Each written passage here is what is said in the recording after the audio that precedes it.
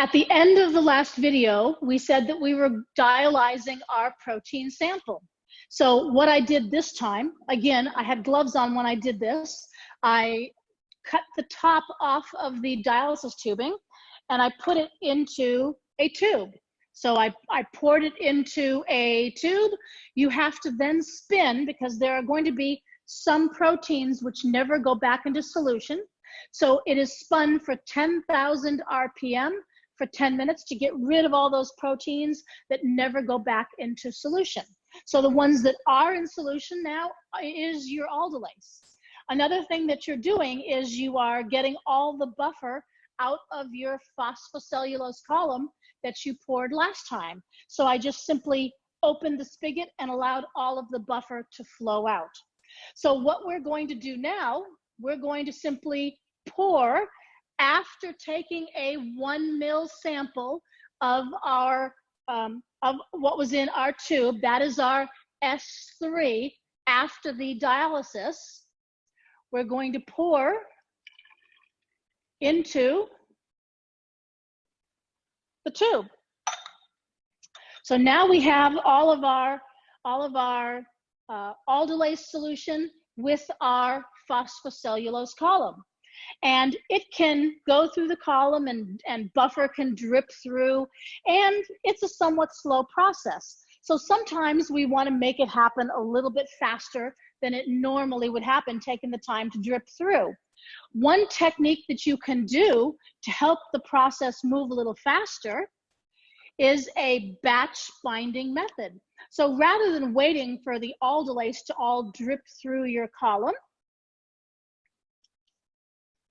you can simply put a piece of parafilm on the top of your column, hold it tight, because if you let it go at this point, you're losing sample, and bind it all to your phosphocellulose. So get it all bound into your phosphocellulose just by inverting repeatedly.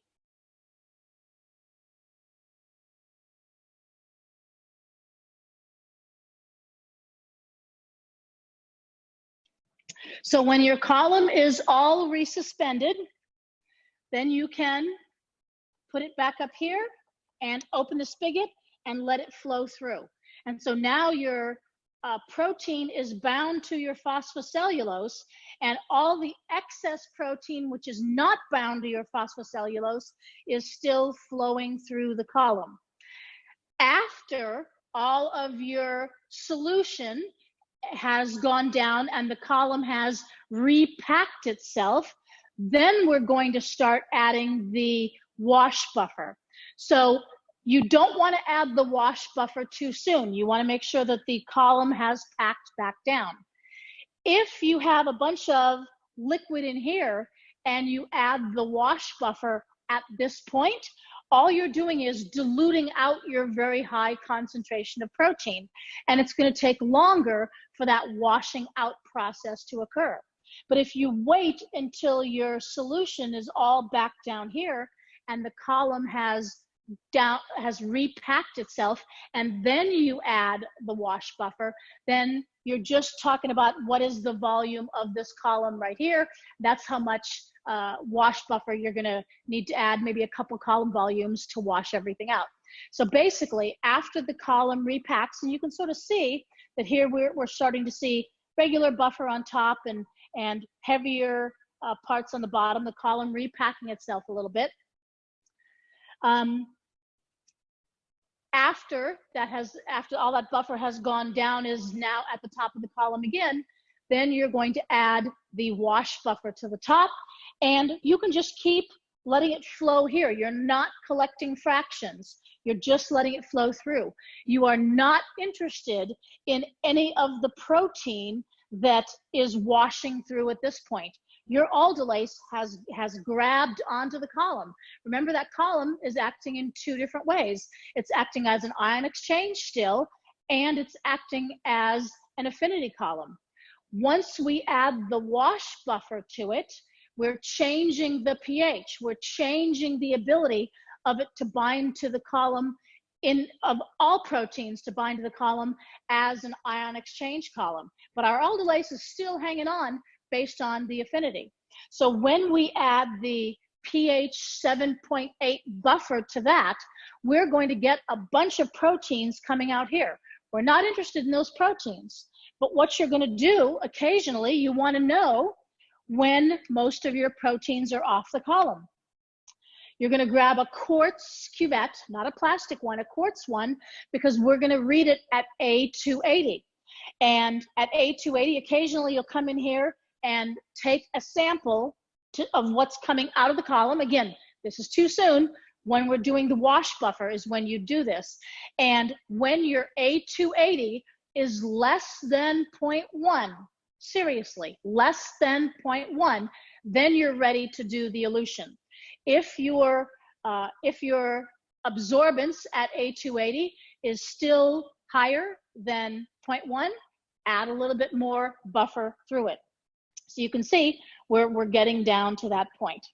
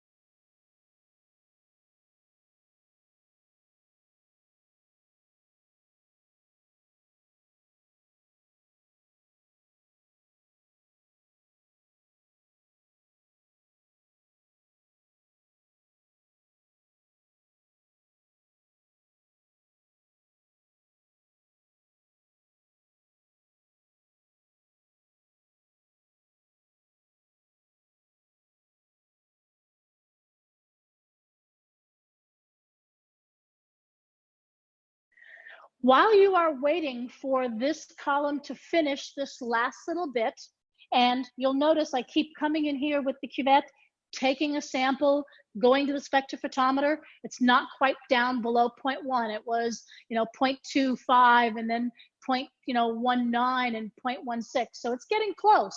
So I'm adding a little bit more buffer and a little bit more buffer, just so I don't have a huge amount of buffer that I have to get rid of when it's actually at that point. So while you're waiting for your column to finish, or if you have a group of 2 people, one person can be working on this column while another person's working on that column.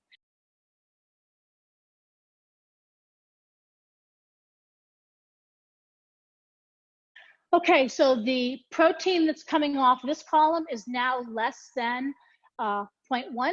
So I'm going to add the next solution. And the next solution is our elution buffer. Now, the elution buffer is exactly the same as the wash buffer. It still has tris in it and EDTA.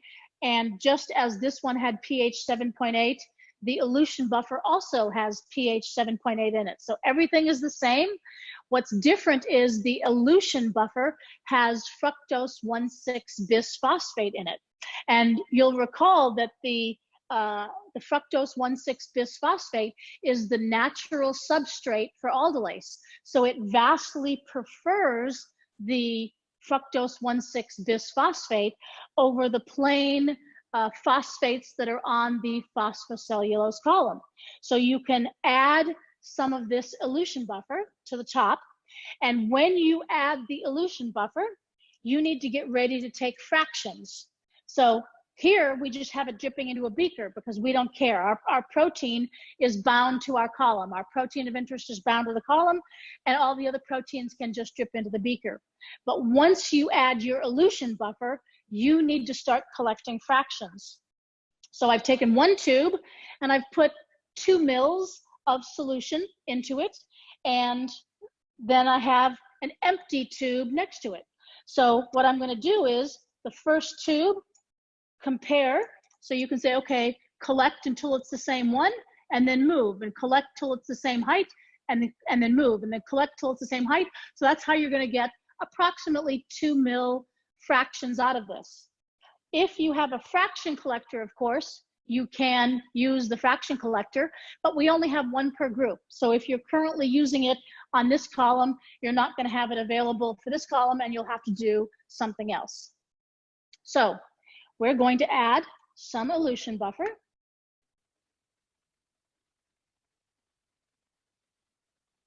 Carefully down the side of the tube. You may want to pipette this down if you're not sure, but you can add it carefully so it rolls down the side.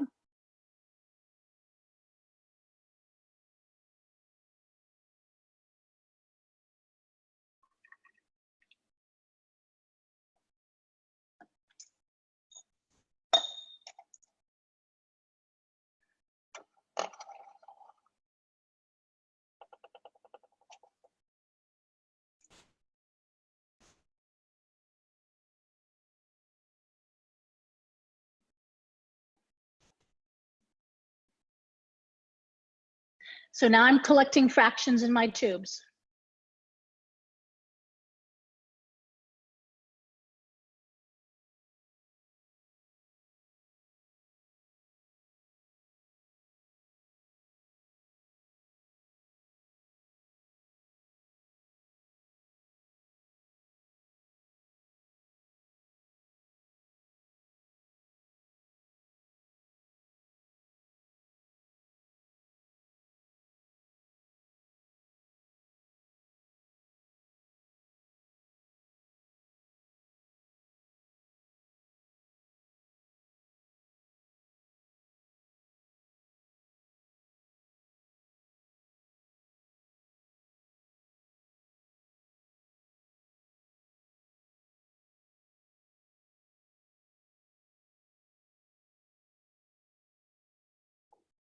Once you've collected around 30 mils after you've added your elution buffer in 2 mil fractions, or approximately 2 mil fractions, under is better than over, then you're going to take them all to the spectrophotometer and read them all one after the other and find your peak. So it'll be low, low, low, and then it'll go high, and then it'll go low again. And once you have your peak, you don't have to read the rest. You want to have around 3 fractions that are your absolute highest. So that's what I'm going to do now. Remember that you are going to zero with the elution buffer on the spectrophotometer.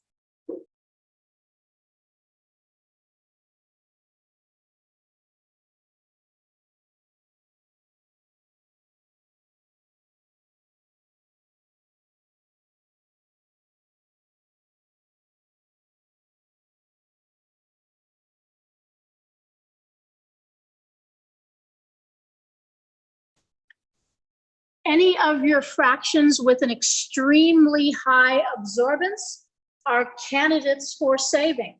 So make sure you look at your fractions after you have looked at your fractions, the ones with the absolute highest absorbance. And remember, they may say over 3 because it's so out of range. That's absolutely fine. So if you have 3 samples that are all completely out of range, that's a good thing, as long as it's high out of range and not low out of range. And otherwise, if you maybe only have one that's high out of range, over 3, and you have on either side of it a 2.9 and over 3 to 2.9, those are the 3 that you're going to save. So in this case, I have identified the 3 fractions that I want to save that are my highest absorbance. I'm going to pool those 3 fractions. I'm going to measure their volume, just like I measured the volume of what I put in the column when I saved my S2 sample, and just like I measured the volume when I saved my S1 sample. You're going to pool, you're going to combine them, you're going to measure the volume, and that is your S3 sample. Remember to save it. I know when you're doing your other column, it's easy to get into a mode of check it and dump and check it and dump, but this is your fraction that you need to save. Do not throw anything out when you're looking at things in the spectrophotometer until you are sure you have the fraction that you need to keep. So this column, our gel equilibration sizing column, we left off last time just getting it ready to sit overnight with a bunch of buffer in the top. The first thing you need to do today is get rid of all that buffer. Rather than pipetting it out, which is the long way of doing things, you can very carefully pour it out. Very carefully. Not back and forth, not boom, boom, boom, just one clean pipette, one clean pouring, and then letting it settle where you have it right there. If you do something like pour, pour, pour, then you're going to be disrupting the column base, and you do not want to do that. So right now, I have about 1 ml of buffer in there, and I'm just letting it settle down and repack. As soon as that goes through and repacks, I will be adding the next solution. This time, I'm going to be adding 2 proteins. I have a mixture of beta amylase and cytochrome C. Beta amylase is a very large protein, and cytochrome C is a very small protein. So as long as your proteins significantly differ in their sizes, you can run 2 proteins at one time on the column, because they will be able to separate. And remember that the larger of the 2 proteins will come out first, and the smaller of the 2 proteins will come out last. Okay, so last time I showed you how to load blue dextran. Today we're going to be doing the same thing with the beta amylase and the cytochrome C. Luckily for you, the beta amylase and the cytochrome C together have an orange color due to the cytochrome C. Just like you did last time, you're going to let the buffer come out of the column. So you can see our column here has no buffer on it. Temporarily stop the column, and then you're going to very carefully load your sample onto the top of the column.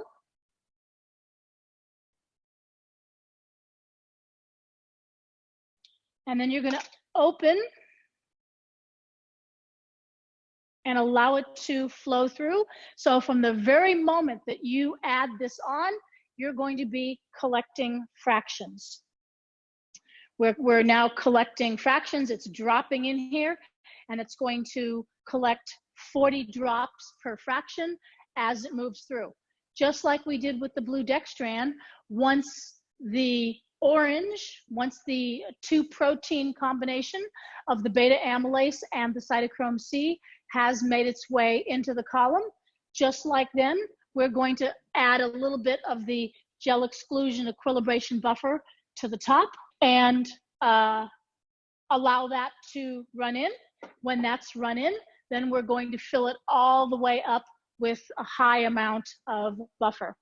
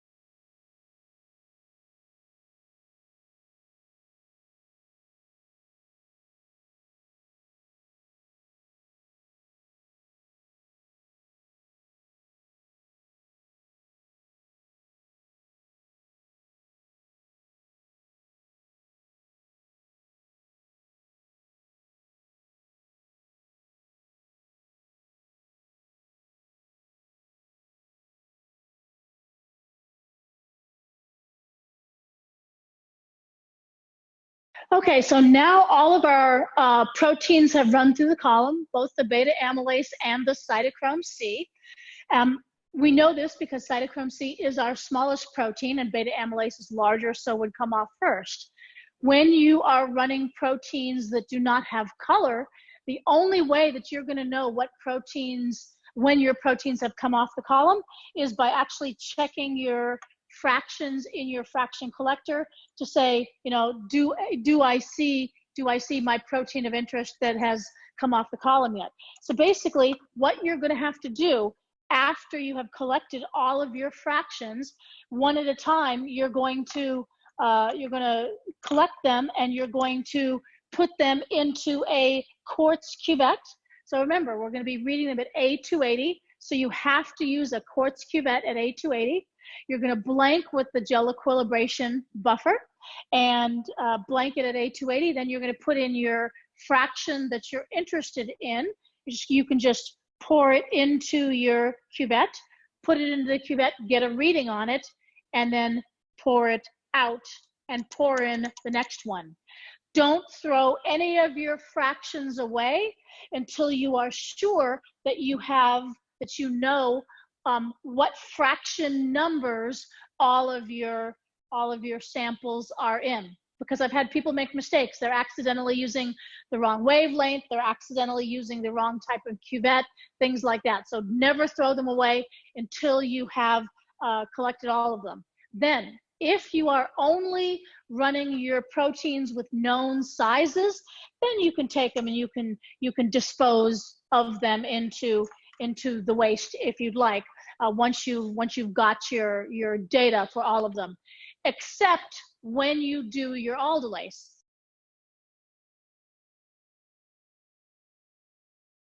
Okay, so for the specific activity assay, we're going to be doing this at a wavelength of 340, because remember, the specific activity assay, the important part here is NADH, and NADH has the absorbance at 340 compared with none for NAD.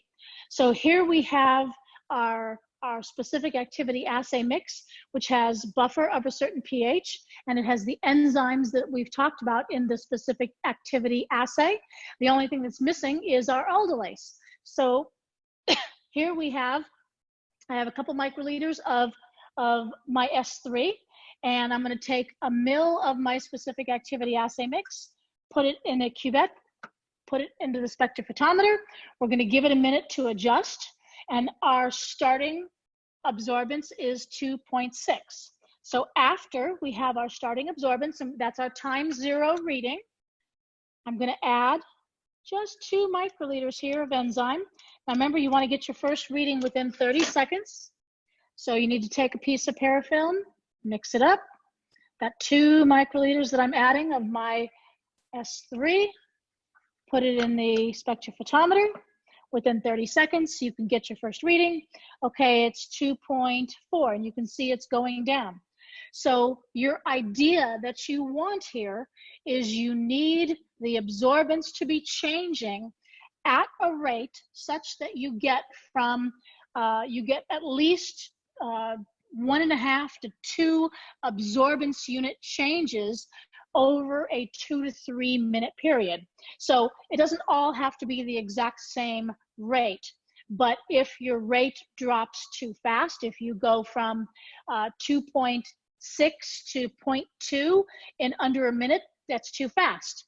If you go from 2.6 to 2.4 in 3 minutes, that's too slow.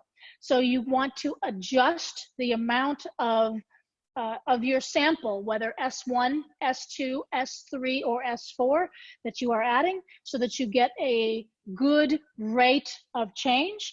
In other words, you want your absorbance to be going down by around 2 absorbance, no faster than 2 absorbance units in 1 minute. So we're at the top end of our range right here. We would not want to be doing this any faster than we are.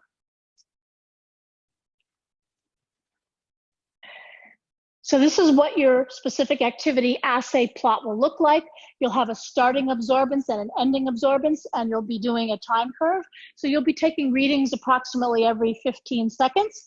And at the end of 1 minute, or 2 minutes or 3 minutes or whatever your time course is. You want to look at it. If the rate is dropping too fast, in this case, 2.3 absorbance units in 1 minute, that's too fast to get a really, really good, to get a really accurate rate out of it. On the other hand, maybe you'd take less of it. So the first time we tried 1 microliter. This time we would do 0.2 microliters of that same sample. And maybe with 0.2 microliters of the same sample, it's going to be significantly slower in this case. And so in this case, we dropped our change in absorbance over change in time, was a 2.3 change in absorbance over 3 minutes. So our absorbance rate is significantly less. That's a very good range to get. And then you can use to put that in your table. You know how many microliters you had of your sample, and then you're going to use a Bradford assay to determine the concentration of your S1. So if you know the concentration of your S1, say it was 30 micrograms per microliter, and you had 0.2 microliters, how many micrograms was in the sample that gave this particular rate? That's what you're going to be putting in the table.